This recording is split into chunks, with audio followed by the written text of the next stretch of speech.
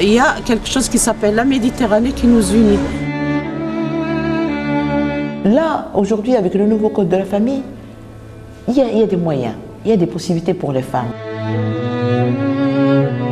Et il n'y a que 15% des salariés qui ont la couverture médicale. Dire à un enfant de ne pas travailler, moins de 15 ans de ne pas travailler, il faut lui donner une alternative.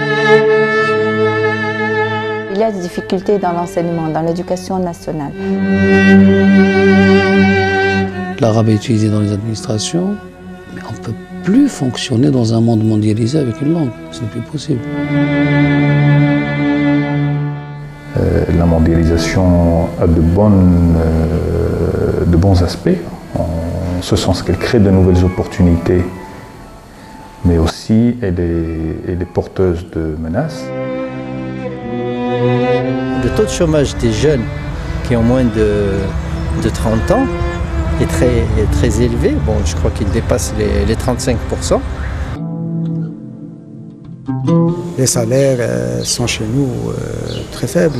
Le salaire minimum actuel, légal, il est de 1823 dirhams par mois pour un horaire de travail jusqu'à maintenant de 48 heures. Ce qu'on ressent actuellement, c'est que les gens, quand la situation s'empire, ils font le travail que doivent faire les municipalités ou bien l'État. Parfois, on se demande jusqu'à quand on peut continuer si on n'est pas épaulé par l'acteur politique, par les partis. Nous avons pour objectif, mission de contribuer tout simplement à la lutte contre la corruption et à plus de transparence dans les affaires publiques au Maroc. Le Maroc est composé d'une quarantaine de milliers de villages et de lieux-dits. Jusqu'à 1995, le taux d'électrification rurale était de 15% à cette époque. Alors le développement, pour moi, c'est un développement qui amène au bonheur de l'être humain.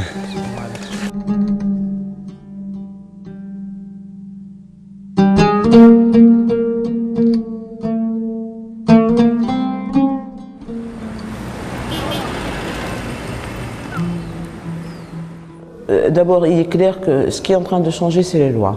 Pour ne citer que les plus importantes, donc celle qui a été la plus médiatisée, c'est le Code de la famille. Mais avant cette loi, c'est-à-dire en juillet et juin dernier, il y a eu le changement d'autres lois. Le nouveau Code du travail stipule que la discrimination est interdite, y compris discrimination sur une base sexuelle, ce qui est nouveau.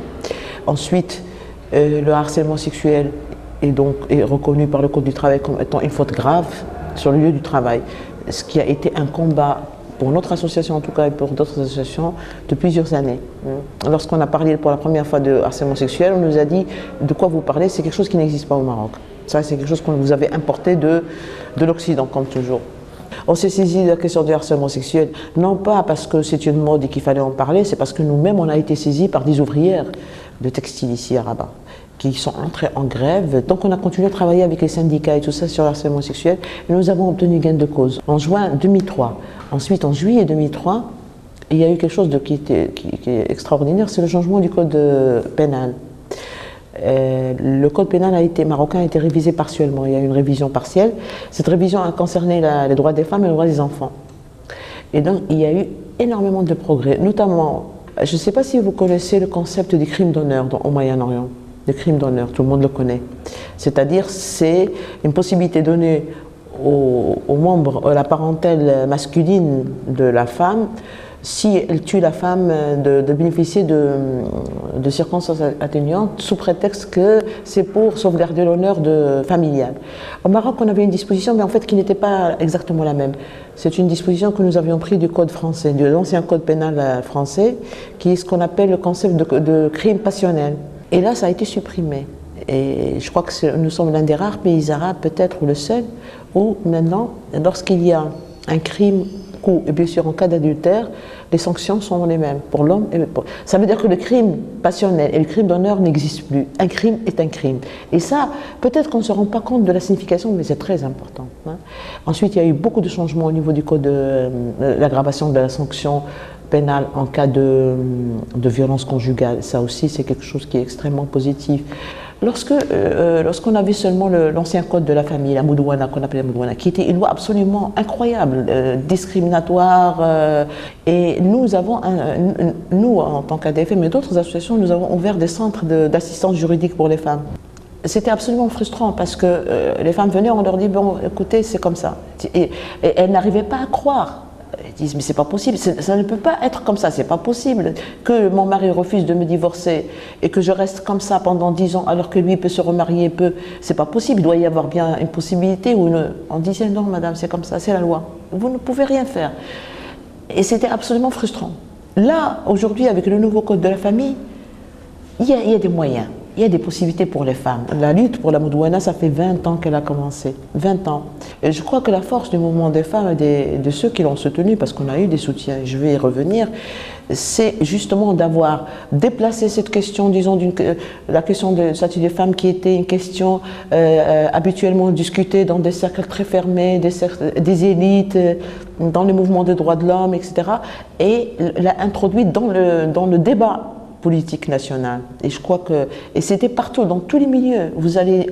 je me rappelle, jusqu'à 2000-2001, c'était le débat par excellence, le débat social, partout, au niveau de la presse, au niveau des journaux, au niveau de la radio, dans les salons de coiffure, chez les coiffeurs, dans les salles, les bains morts, partout, c'était un débat qui était devenu un débat politique et social. Les choses se sont un petit peu compliquées lorsqu'il y a eu l'émergence et la consolidation du mouvement islamiste au Maroc, qui a fait que même les partis qui traditionnellement étaient des partis de gauche, qui traditionnellement pouvaient être, disons, des alliés objectifs du mouvement des femmes, ont commencé à reculer sur cette question, de peur de perdre des voix, de peur donc de perdre, disons, en termes, disons, politiques, en termes d'élections, en termes d'électeurs et tout ça. Il y a eu des choses qui sont très belles dans l'histoire de l'islam, dans le patrimoine musulman, en termes d'égalité, en termes de dignité, et même comme toutes les religions. On a fait un travail énorme pour sortir tout ce qui est dans les sourates du Coran, dans les versets du Coran et dans les paroles du prophète qui vont dans ce sens, et qui sont des arguments éclatants. On ne peut pas me dire non, le prophète n'a pas dit ça. Si, il a dit ça. Bien sûr, d'autres vont nous dire, oui, d'accord, le prophète a dit ça, mais il a dit autre chose. Mais moi, je dis, mais ça fait rien. Il a dit quand même, il a dit que les femmes étaient les égales des hommes. Et il y a eu beaucoup de paroles des prophètes qui étaient très belles dans ce sens.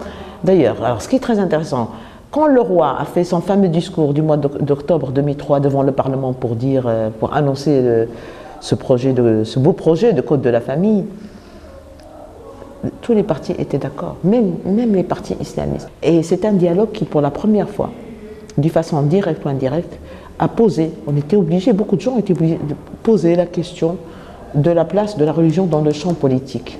Et ça, c'est disons, le débat central, et je pense que c'est le débat pour les années à venir au Maroc. Je crois que tout reste ouvert.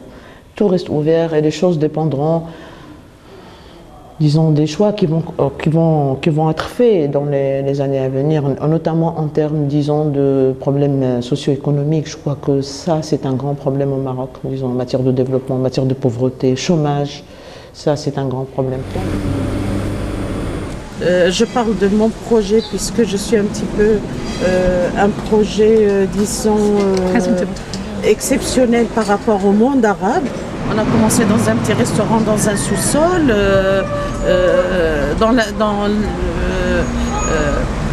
pas dans l'indifférence, mais dans l'hostilité, dans une société hostile. Au départ, l'association prenait des mères célibataires qui étaient dans la plupart des cas des ex-petites bonnes, c'est-à-dire des petites filles qui ont travaillé dans des maisons comme domestiques dès leur plus tendre enfance.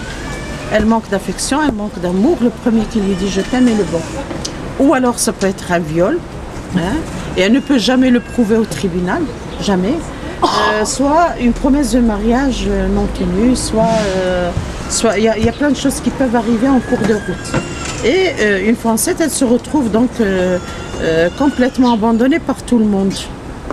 Et c'est vers ces mamans au départ que nous sommes allés. Et nous allons découvrir au fur et à mesure que ces problèmes peuvent arriver pas seulement aux ex-petites bonnes, ça peut arriver à une lycéenne, ça peut arriver à une fille de famille, ça peut arriver à tout le monde. Nous avons actuellement 37 mamans. On est en train d'engager 8 nouvelles mamans pour réouvrir les kiosques. Les kiosques Nous avons des kiosques dans lesquels elles vendent des produits, des casse-croûtes et tout ça. On a pas mal de mamans qui sont complètement rentrées dans l'ordre, mariées, elles vivent bien.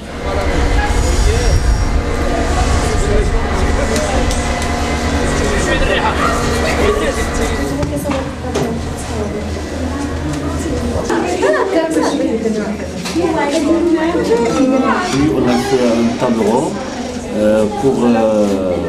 on a parlé avec les femmes, avec les jeunes filles sur le Moudouana, La réforme du statut de la famille. Donc chaque week-end, chaque samedi, on a choisi un thème.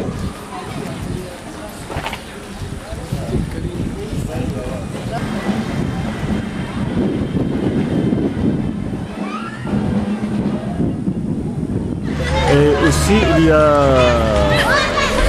des femmes qui habitent à Bidonville qui allaient à l'association pour faire l'organisation. Comme vous voyez, elle est loin. Elles ont appris à lire et à écrire.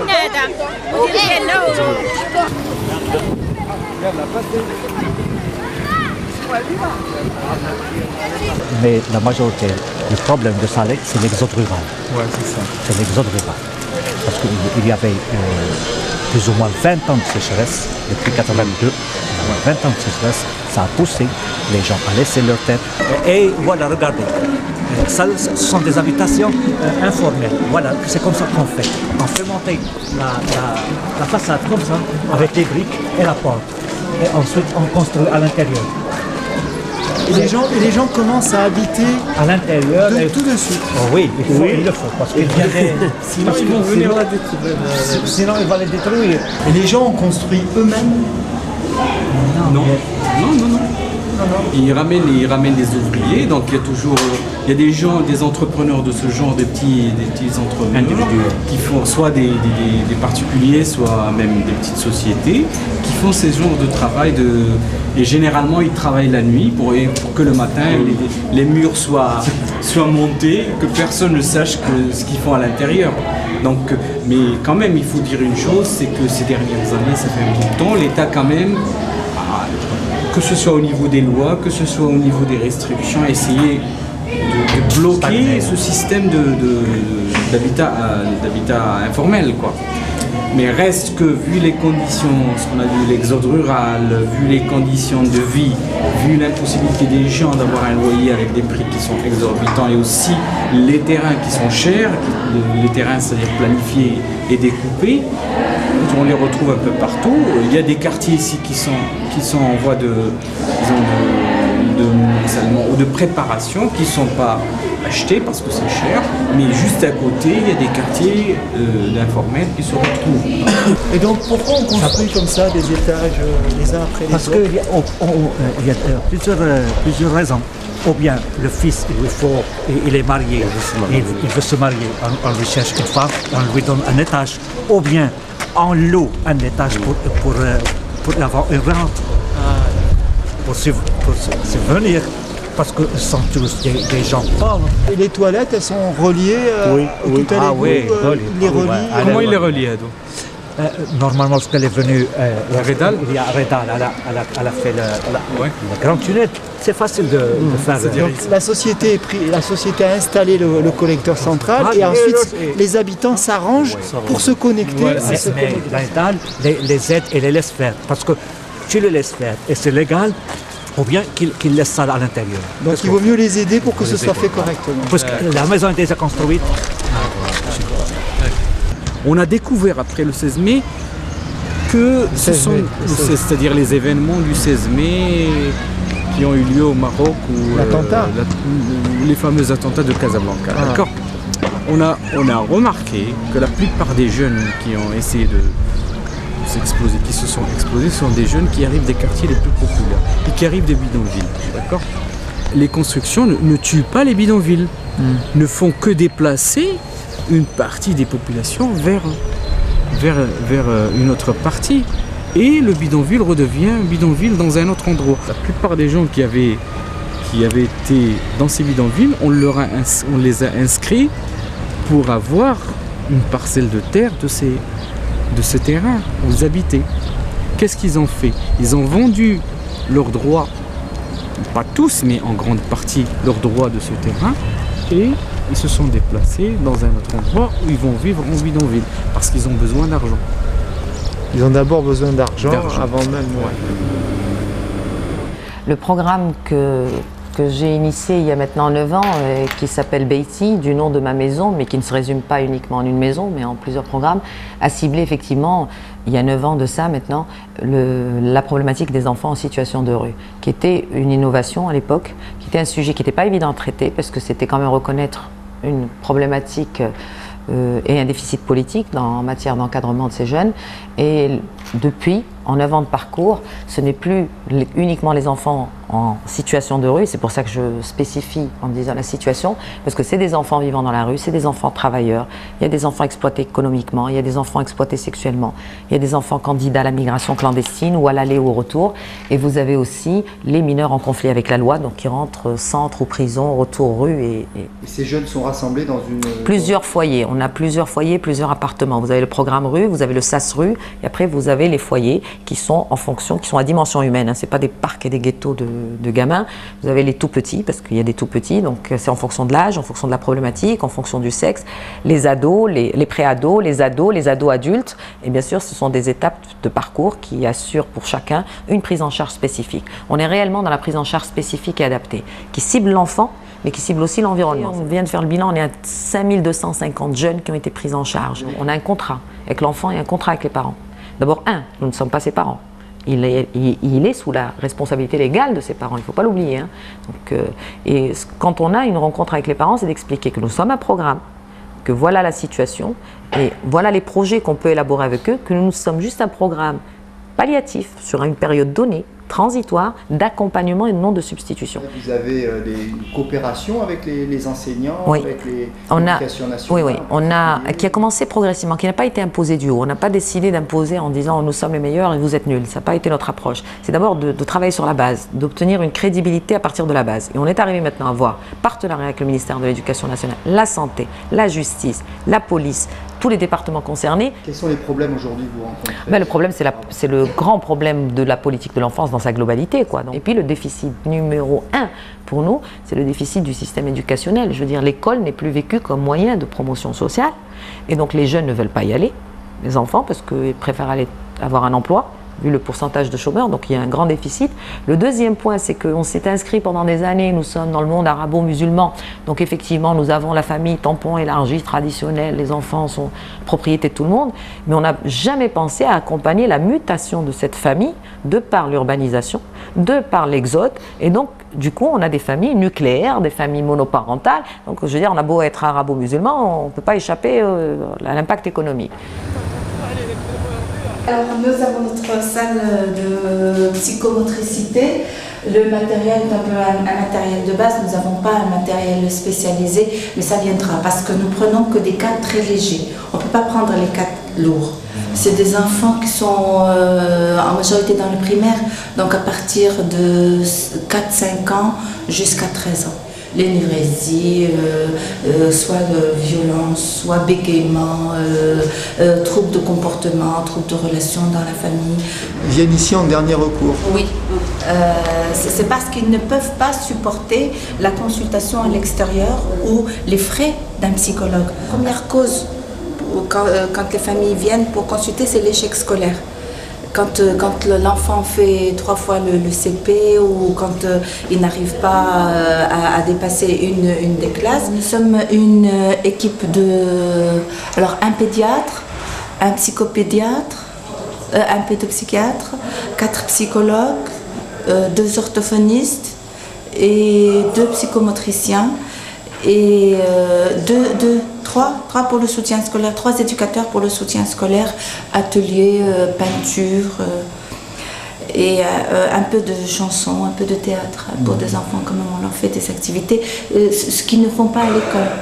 Oui. Le truc qu'on fait, c'est d'avoir des enfants qui ont peur des profs, qui ont peur d'aller à l'école. Donc mon objet à moi, c'est de faire une table ronde pour que l'enfant a soi-même confiance de lui-même. Donc on parle, on joue ensemble, on fait des petits jeux éducatifs, comme ça on peut faire de la lecture ou bien de l'écriture. Toi, pour faire ce travail, c'est bénévole ou tu es salarié? C'était bénévolat.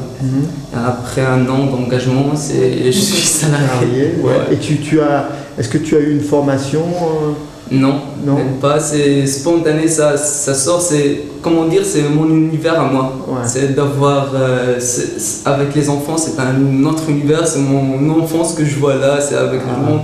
Je me trouve avec eux. Quand on a eu l'indépendance, le seul moyen qu'avaient les gens pour réussir socialement, c'était l'école.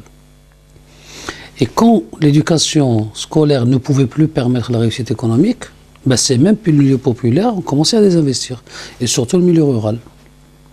À retirer les... À ne pas trop s'attacher à la scolarisation. Il va à l'école, tant que tu réussis ça, on te laisse. Deuxième problème grave, c'est qu'on avait un système très long, qui héritait du système français. Primaire, lycée, jusqu'au bac, et université jusqu'à licence, doctorat. Alors que les besoins en termes de développement n'étaient pas forcément que pour ces cursus. On avait besoin de techniciens, on avait besoin de gens spécialisés dans le domaine agricole, on avait besoin de métiers, de formations professionnelles qui étaient des formations courtes et de bonne qualité. On avait tous ces besoins très diversifiés. Mais le gosse, il avait soit à réussir après le bac, soit être dans la rue. Donc c'était très dangereux. Et en 1984, ils avaient créé un système, disons, de formation professionnelle pour renforcer la formation professionnelle, pour permettre justement à des gens qui n'arrivaient pas à aller très loin, à pouvoir rapidement s'insérer économiquement, et ça a donné de bons résultats. Mais sauf que c'était qualitatif, c'était pas quantitatif, parce que en moyenne, une personne sur 100 pouvait aller à la formation professionnelle, en nombre. C'était pas beaucoup. Et pourquoi? Parce que la formation professionnelle coûte plus d'argent. Les équipements pédagogiques, tout ça. Alors, le diagnostic aujourd'hui, c'est quoi? C'est que tout le monde, depuis une dizaine d'années, dit « ça ne va pas ». Les chômeurs diplômés disent « ça ne va pas ». On a des diplômes, ils ne servent à rien. L'État ne veut pas nous recruter. Les entreprises disent « ça ne va pas ». On ne trouve pas les gens qui conviennent à nos besoins. L'État dit « ça ne va pas » parce qu'on forme des gens qui coûtent très cher, avec un taux de développement énorme, et il n'y a pas de retour sur investissement. Et le budget de l'éducation augmente. Il y a des classes à 45, il y a des classes à 15, dans la même ville. Il y a des régions surchargées, il y a des régions moins surchargées. Il y a des régions où les instituteurs enseignent 2 jours par semaine et les élèves sont livrés à eux-mêmes. Il y a des classes où le surnombre d'enseignants est pratiquement la moitié. Et tout ça, c'est lié au système de la corruption. C'est lié au système de la planification scolaire. Il n'y a pas de système de bourse. Il n'y a pas de système d'implication des parents dans la gestion de l'établissement. Il n'y a pas de système d'implication des entreprises, de la fiscalité, pour qu'il y ait une partie de la fiscalité qui va vers les écoles d'éducation. Il n'y a aucun système. Il n'y a que le budget de l'État. Et depuis 5 ans, il y a une charte qui a été lancée, qui est en fait la seule charte avec une vision depuis l'indépendance du Maroc, qui donne une vision claire. Et ça, aujourd'hui, c'est le référentiel qui est adopté par l'ensemble des acteurs, mais dans sa mise en œuvre pose un problème, parce que ça a été fait par des experts. Le ministère a dit oui, on le fait, mais les enseignants qui sont censés le mettre en œuvre n'ont pas été associés dans la réflexion pour la mise en œuvre. Donc ce qui fait un phénomène de rejet. L'un des grands problèmes qu'on a au Maroc, le problème majeur, c'est qu'on ne travaille pas les bases d'éducation. C'est que le préscolaire n'était pas considéré comme étant important. Alors que l'enfant apprend par le corps d'abord, avant d'apprendre par la structure intellectuelle. Et ça, il a fallu de grands combats pour que les décideurs se rendent compte. Et la charte d'éducation, elle a compris ça. C'est-à-dire qu'ils ont introduit le concept du préscolaire comme étant une obligation, qui n'est pas encore effective aujourd'hui. Le salaire d'une institutrice ou d'un instituteur dramatiquement faible. Ouais. Une instituteur, il doit toucher 2400 dirhams, donc c'est 240 €. Il y a un appauvrissement terrible, terrible des enseignants. Et l'un des combats majeurs aujourd'hui, c'est qu'on demande aux enseignants un effort supplémentaire, mais on n'est pas prêt à mettre les moyens pour qu'ils puissent au moins avoir le minimum de dignité. Donc les instituteurs, pour te donner une idée, hein, un instituteur, il travaille une demi-journée. L'autre demi-journée, qu'est-ce qu'il fait? Il fait du transport en petit Honda en noir. Donc il y a une démission très forte qui s'est faite pendant les 20 dernières années. Et cette démission a provoqué des dégâts. C'est la corruption, qui n'existait pas dans le système d'enseignement. C'est la violence. En 1977, on a eu un ministre, il a promulgué l'arabisation en disant « nous sommes un pays arabo-musulman et donc l'arabe c'est notre langue, donc l'arabe c'est la priorité et donc nous allons arabiser ». Tout le monde a dit « ok ». Sauf qu'il a pris la forme, il n'a pas pris l'essence. Les enseignants n'étaient ni préparés, ni informés, ni sensibilisés, ni sur le plan pédagogique, c'est rien du tout. Ils se sont retrouvés du jour au lendemain à enseigner dans une langue qu'ils ne connaissent pas, qu'ils n'ont pas l'habitude d'enseigner, avec aucun support, peu de livres, et avec comme seule consigne arabisée. Qu'est-ce qu'ils ont fait? Ils se sont débrouillés. Comme on peut se débrouiller de manière artisanale. Qu'est-ce que ça a produit 15 ans après? On a des élèves qui ne parlent ni arabe, ni le français, ni l'anglais. Alors qu'avant, on avait du bilinguisme, du vrai bilinguisme. Et ça, c'est des dégâts énormes. Pour le peuple, on envoie l'arabe, l'islam et tout ça pour qu'ils puissent se gargariser d'identité. Mais nous, on réfléchit à efficacité, on envoie nos enfants dans les meilleures écoles pour qu'ils soient des ingénieurs, pour les chaussées à Paris et tout ça. Ce n'était pas réfléchi comme ça. Mais les faits politiques, c'était ça. Sous couvert d'identité, on a creusé les écarts sociaux au lieu de les valoriser. Et qu'est-ce qu'on peut faire là? On a rééquilibré un petit peu l'enseignement du français. Il a été revalorisé avant la charte, déjà. Et il y a une volonté réellement de réinstituer un bilinguisme ou un trilinguisme qui soit intéressant. Et c'est la solution pour le Maroc. Si on raisonne dans la durée, la langue arabe, c'est l'avenir du pays. On peut faire un enseignement en arabe avec 2 langues vivantes qui peut donner d'excellents cadres pour le pays. Qui soit très bon en sciences, en maths, en biologie, en enseignement arabe, avec des super pédagogiques, avec des centres de recherche, avec des moyens de recherche, avec toute une ingénierie de la langue, pour que la langue arabe soit une langue vivante. Parce qu'aujourd'hui au Maroc, l'arabe n'est pas une langue vivante. Il n'y avait pas de code de travail. Il y avait des lois dispersées. Hein. Ici et là, on avait des lois qui remontaient à la période du protectorat, aux années 30-40 surtout. Mais on a fini par le rédiger ensemble. Hein. C'est-à-dire les 3 parties, les syndicats, le patronat et le gouvernement. Il n'y avait pas les comités d'entreprise. Maintenant, le Code de travail, il parle de comité d'entreprise pour la première fois dans l'histoire du Maroc. Il n'y avait pas de comité d'hygiène et sécurité au travail. Maintenant, le Code, il en parle. Il n'y avait pas les délégués syndicaux. On ne parlait que des délégués de personnel. Maintenant, il y a les délégués de personnel et les délégués syndicaux.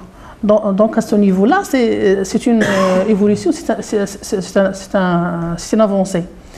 Mais le problème qui reste, c'est de savoir est-ce que on aurait, est-ce que ça va être appliqué avec les moyens, avec le chômage, le taux de chômage qui est très fort au Maroc, qui touche beaucoup plus les jeunes, beaucoup plus les femmes, beaucoup plus les gens diplômés.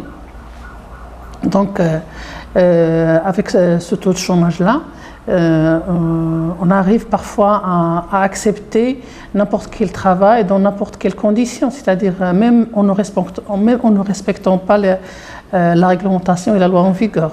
Un autre problème, c'est celui de la justice au Maroc, des tribunaux. Donc il y a toujours une lenteur excessive lorsqu'il s'agit des décisions prises par les tribunaux en faveur des salariés.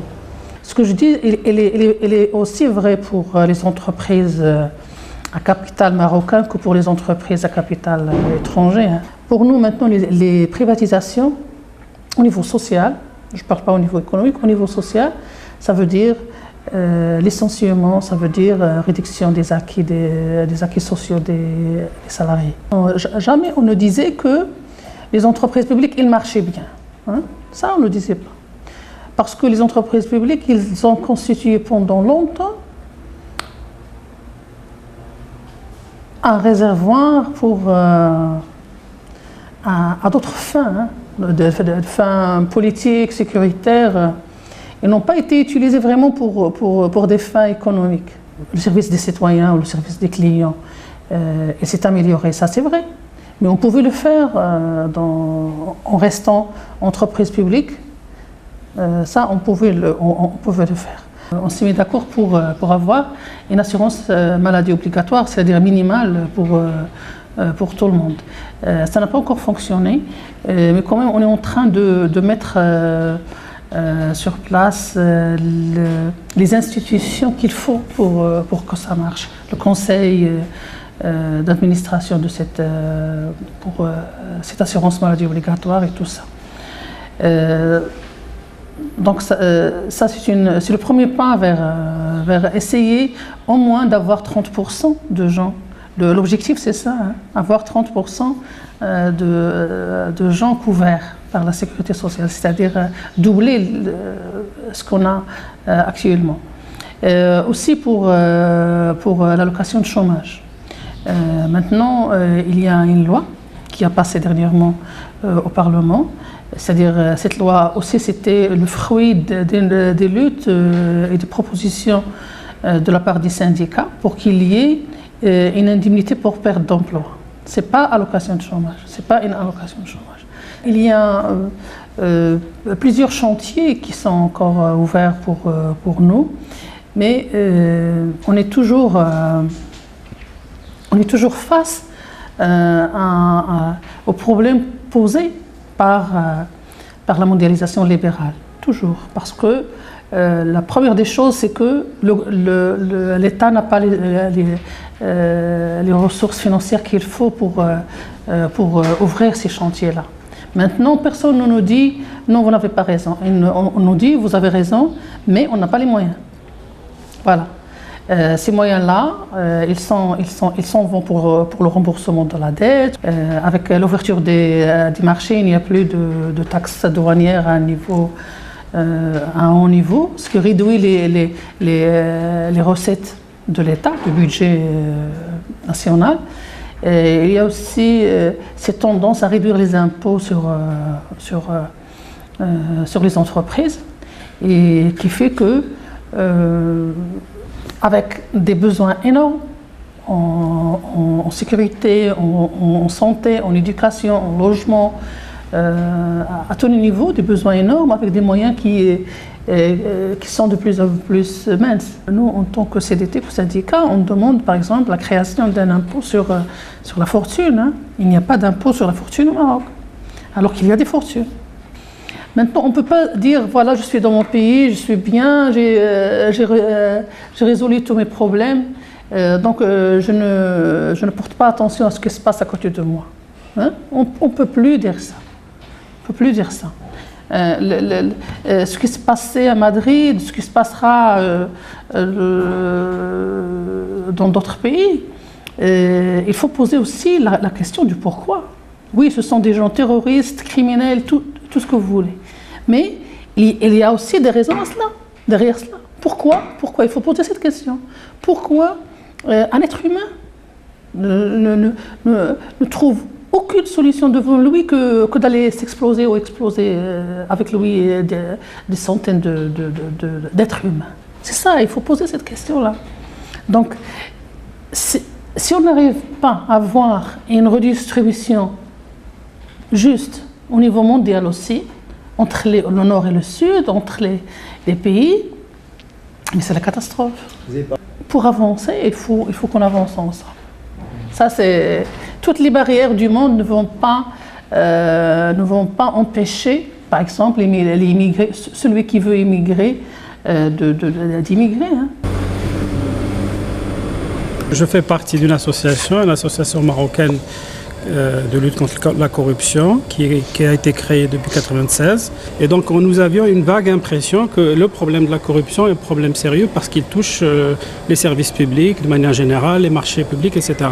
Nous avons fait il y a 2 ans 2 grandes études qui ont été faites sur de grands échantillons d'entreprises et de ménages. Et parmi les conclusions majeures qui ressortent, c'est que la corruption est une corruption généralisée qui touche tous les secteurs de l'administration, mais également un peu le secteur privé en rapport avec les marchés publics. Et elle se situe à un très haut niveau, ce qui fait que pratiquement la corruption est devenue en quelque sorte une norme. Les causes sont multiples. Ils sont d'abord dans des choses liées à la pauvreté, je dirais des problèmes de salaire au niveau de la fonction publique. Beaucoup de catégories sociales ont des niveaux de salaire très faibles.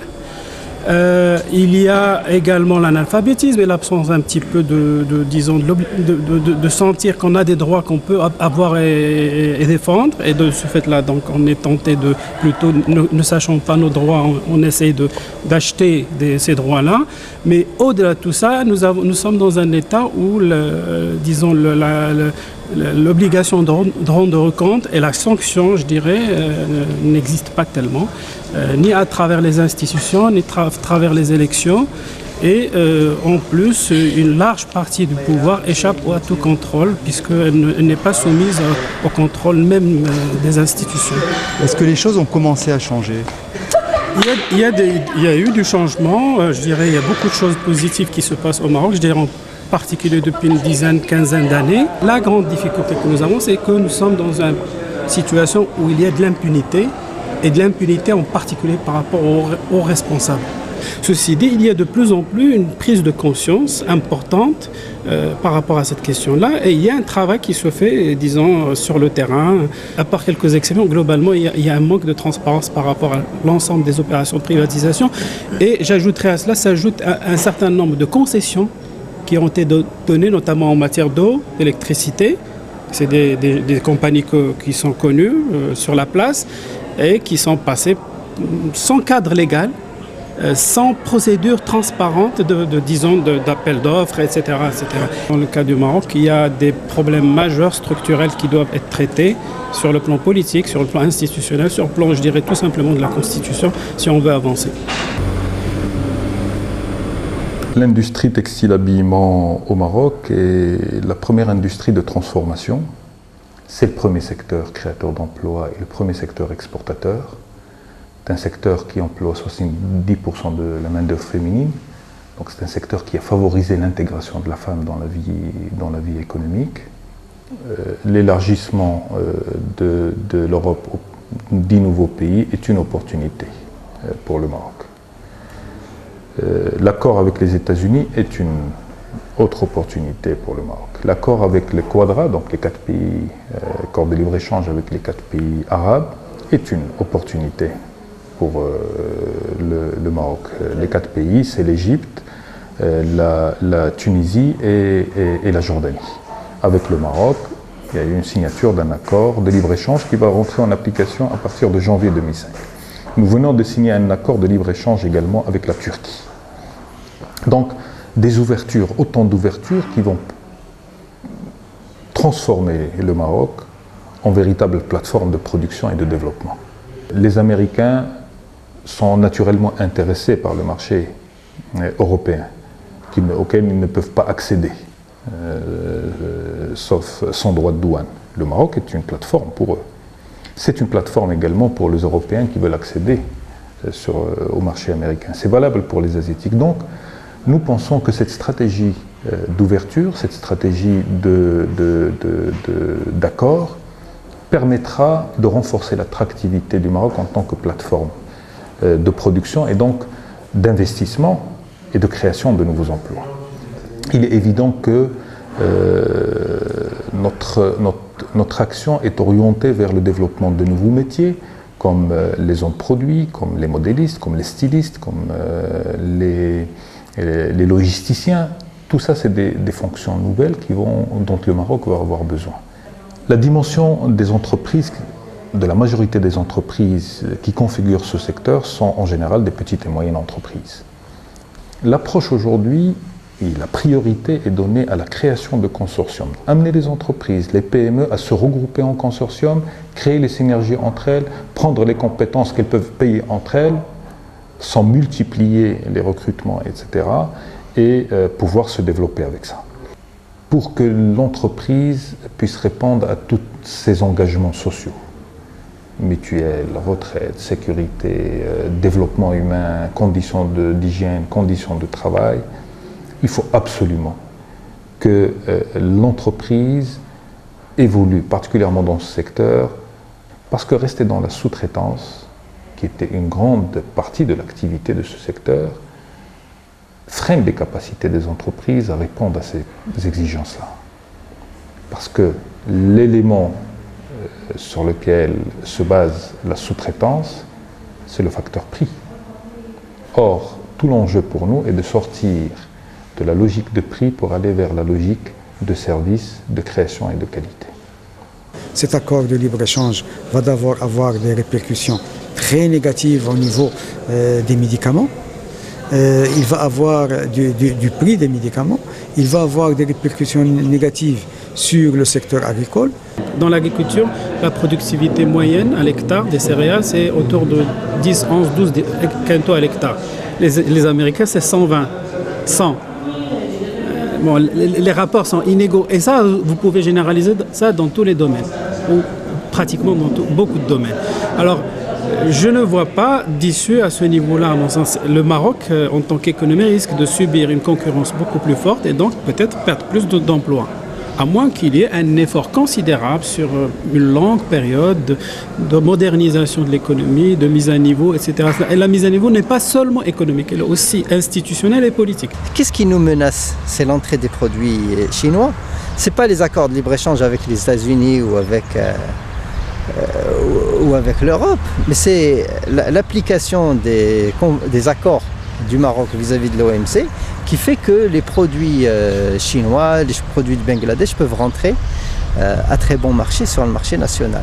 L'artisanat avec le petit commerce, il constitue une partie importante de l'économie du pays.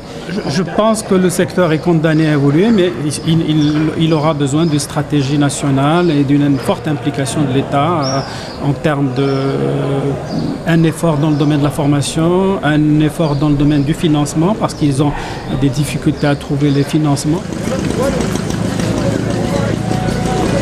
Notre association a été créée en 1997 et elle a pour mission de donner et d'octroyer des microcrédits pour des micro-entrepreneurs, bien pour des gens qui sont exclus du système bancaire actuel. Les micro-entrepreneurs forment des groupes solidaires de 5 personnes. Ils sont solidaires quand un des membres du groupe trouve des difficultés de paiement. On a un taux de remboursement qui dépasse 99%. L'Amana, il l'a aidé par un prêt, par de l'argent pour promouvoir son micro-entreprise, pour acheter de matières premières. Combien il a eu 7000 dirhams. أنا سولنا عليها وقالنا راه مزيانة شحال من وحدة مشى عليها تما ومشينا لها واحد هي ولقينا داكشي اللي بغيناه وهذا مزيان.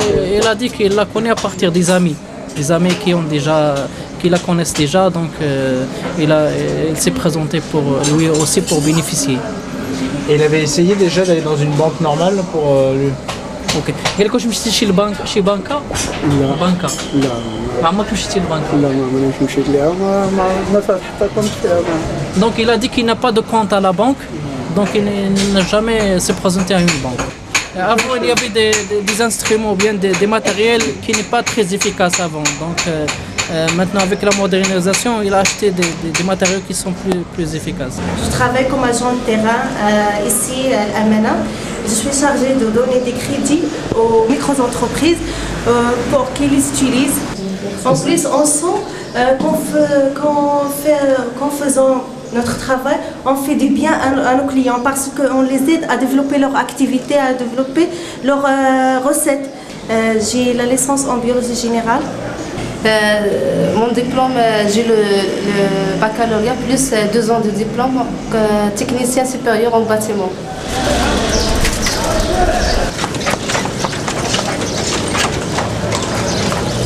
L'Office national d'électricité a lancé le programme d'électrification rurale globale qui vise à atteindre en 2010 80% de taux d'électrification rurale par réseau.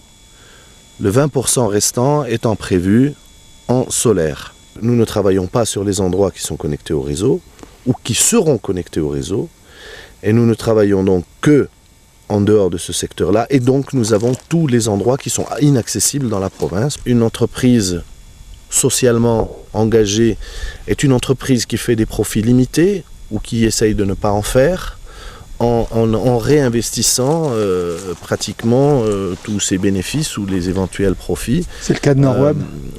Exactement, dans ses activités, et c'est le cas de Norweb. Dans une entreprise citoyenne, le respect des lois doit se faire d'abord, et c'est dans ce cadre qu'on essaye de faire des profits. Donc ça veut dire, bien sûr, respect des lois sociales, mais aussi combattre la corruption en la refusant, dans les deux sens, tant en tant que receveur qu'en tant qu'émetteur de corruption. Ce n'est pas quelque chose de simple parce que parfois nous perdons, il est vrai, de belles affaires.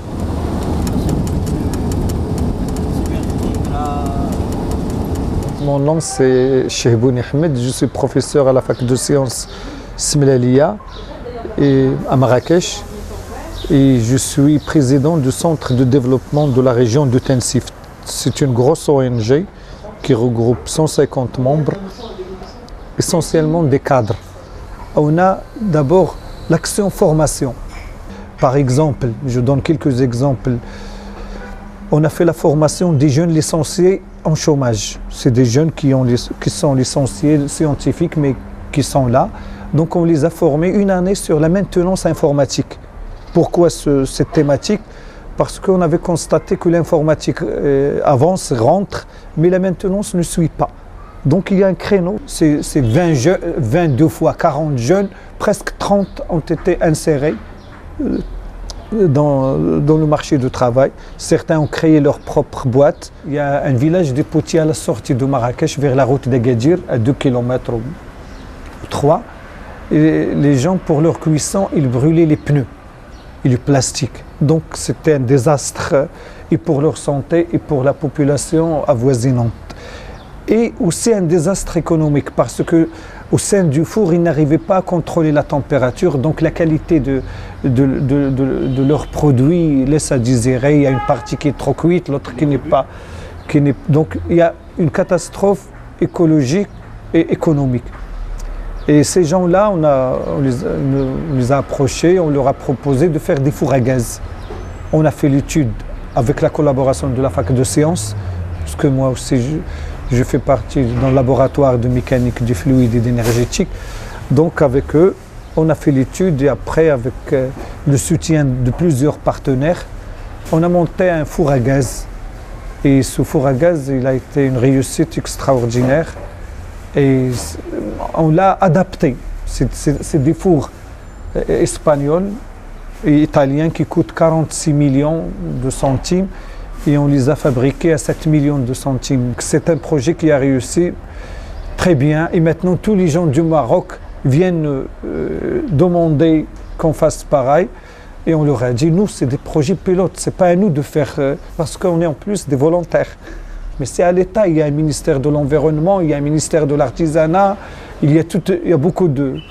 Il y a comment dirais-je, l'argent public, c'est leur travail en premier lieu.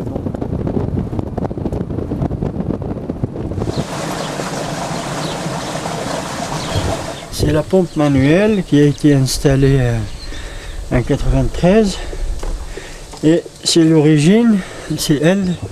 C'est le premier projet qui a déclenché toute la dynamique qu'on connaît à Itiquetel à ce jour. Alors comment ça s'est passé? En 1993, il y avait une sécheresse qui durait depuis les années 91, 92, 93, et il n'y avait plus une seule goutte d'eau dans les sources environnantes. Donc il y avait des tensions entre les familles, il y avait des bagarres, Et partant de là, les gens nous ont demandé, nous qui étions immigrés, moi j'étais à Casa, elle était à Rabat, il y avait d'autres en France, et ils nous avaient demandé de faire quelque chose pour eux. Alors on a ramassé un peu d'argent entre nous, 5000 dirhams en tout. On a acheté la pompe, on a installé la pompe et puis on est parti. Mais au bout d'un mois, en revenant, j'ai constaté quelque chose qui m'a toujours marqué, c'est que non seulement la pompe existait, elle existe toujours, mais ce sont les femmes qui se sont concertées entre elles. Ils ont acheté un cadenas, une chaîne, et la fermée à des heures bien précises, et l'ouvrir à des heures bien précises, pour que chaque famille puisse avoir sa couche d'eau propre. Donc quand j'ai vu ça, j'ai dit aux gens, aux copains en ville, attention, ces gens-là, ils sont mûrs pour avoir un projet. Après la réussite du projet de la pompe manuelle, nous avons conçu un projet beaucoup plus important qui consiste à l'alimentation de tout le village des Aïté-Koutel, avec 138 maisons, presque 1000 habitants, en eau potable.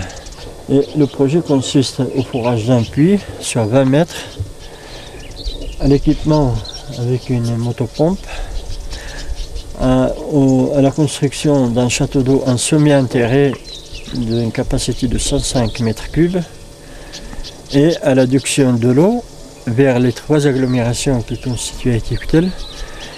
Le problème, c'est que les gens n'étaient pas habitués à payer l'eau. Même s'ils n'avaient pas d'eau, même s'ils allaient puiser une eau qui n'était pas potable, qui était polluée, etc.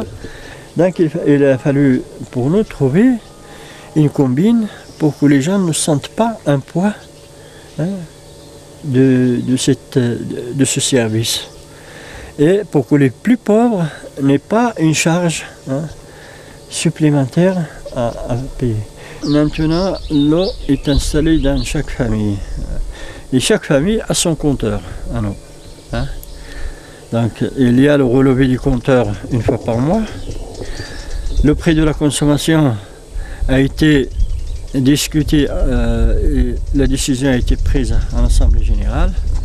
C'est toujours la même chose, c'est la couverture des frais d'entretien, des frais de fonctionnement et un petit plus pour l'amortissement. Le prix qui est convenu et qui est accepté par tout le monde, c'est 3,50 dirhams la tonne, le mètre cube. Et toutes nos décisions, ils sont prises de cette façon. Même au moment de la conception du projet, au moment de l'installation du projet, au moment de la gestion, tout le monde s'associe aux prises de la décision. Il n'y a plus aucune maladie liée à l'eau. Alors qu'avant, vous avez des gens surtout les enfants, qui souffraient beaucoup de maladies liées à l'eau. Il y a un médecin dans le village? Il y a un médecin au siège de la commune. Il y a un dispensaire. Hier, je vous ai dit justement que l'association avait commencé par les infrastructures de base, c'est-à-dire la santé. Mais ce qui est intéressant, c'est que nous avons des gens, notamment le médecin, l'infirmier, tout ça, qui intègrent la population, qui font partie de la population et qui suivent la population de près. En associant tous les acteurs de développement local, que nous sommes arrivés à établir ces liens non plus de confiance, mais d'amitié. Qui fait que le médecin, même si les fonctionnaires de l'État, ne peut pas rester à marge de développement. Vous voyez? Il est motivé. Il est motivé. La même chose l'autorité locale, la même chose la commune, le président de la commune et tout ça. Tout le monde est motivé. Nous, en construisant ce canal, nous avons conservé le système traditionnel qui consistait à alimenter le canal en eau pendant l'hiver et une partie du printemps. Mais à côté, nous avons fait un forage Donc il y a une source que nous avons captée et que nous injectons directement dans le canal, de façon à permettre d'avoir de l'eau même en période estivale. Le canal lui-même, le projet rentre dans le cadre du projet générateur de revenus. Voilà. Et qui va permettre aux gens, dans le cadre du projet d'élevage, de faire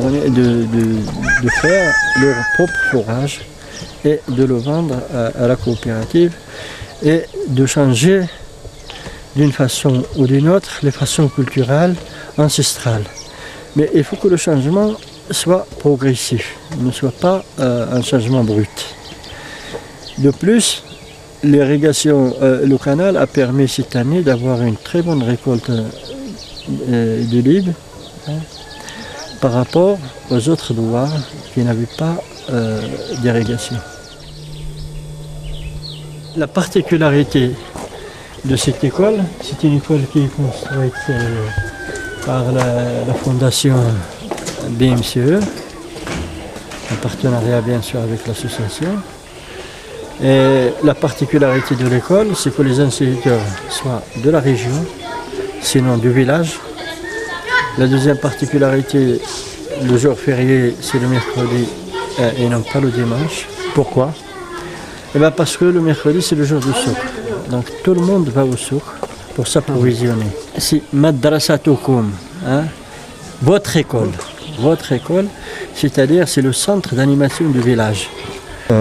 Les élèves ont combien d'heures de cours dans 5 heures. Et ils ont cours combien de jours par semaine? 6 jours sur 7. 6 jours sur 7. Et on a aussi des cours de soutien. Si avant il n'y a pas d'école de l'État, c'est pour cela qu'ils ont construit cette école ici. Et l'école de l'État, elle est très loin pour les enfants, surtout pour les filles. C'est pour cela qu'il y a un taux important de filles qui ne sont pas scolarisées avant. Dès qu'on installe les écoles à l'intérieur du village, on a le pourcentage, on atteint le 100% de la scolarisation du garçon soit de la fille. Donc ils sont accueillis ici au préscolaire par la langue maternelle. Donc peu à peu on introduit l'arabe et aussi le français. Et dès qu'on est dans le français, on le met dans un bain du français. On ne parle pas arabe ni tamazight. La même chose en arabe. Dès qu'on est en arabe, on les met dans un bain d'arabe. On ne parle pas ni français ni tamazight. Et c'est comme ça qu'ils apprennent. Après, dans notre pays, comme tous les enfants d'ici, tu vas devoir te trouver un animal fétiche. حرف التاء تاء تاء تدهن حوضا حرف الثاء تاء تاء ثقبت لوحا.